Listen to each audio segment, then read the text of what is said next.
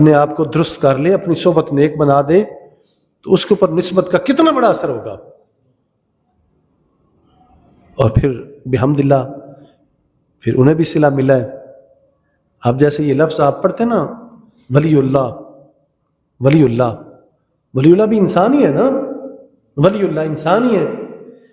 لیکن جب انسان جب اپنے آپ کو بدلتا ہے اور پھر اللہ اس کے پیارے حبیب صلی اللہ علیہ وسلم کی پیروی کرتا ہے، اور جب اسے قرب نصیب ہوتا ہے، پھر اسے مالک اکیلا پھر ولی نہیں بناتا، اس کے لیے پھر سادہ لفظ ولی نہیں بلکہ ولی اللہ، اللہ کا ولی، اللہ کا دوست، اللہ کا دوست۔ اور جو قرآن مجید میں بھی جو سجایا نا، الا ان اولیاء اللہ لا خوف علیہم ولا هم یحزنون، یہ جو آیت آپ اکثر آپ سنتے ہیں اس کی تلاوت،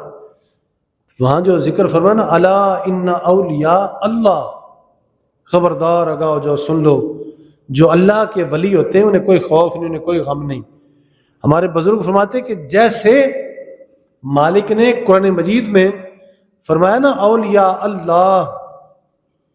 اللہ کے ولی، اولیاء اللہ، فرمایا جیسے اولیاء اور اللہ کے درمیان کوئی اور چیز نہیں نا، اسی طرح مالک کی محبت ہے، مالک اور ولی کے درمیان کوئی اور چیز نہیں ہوتی۔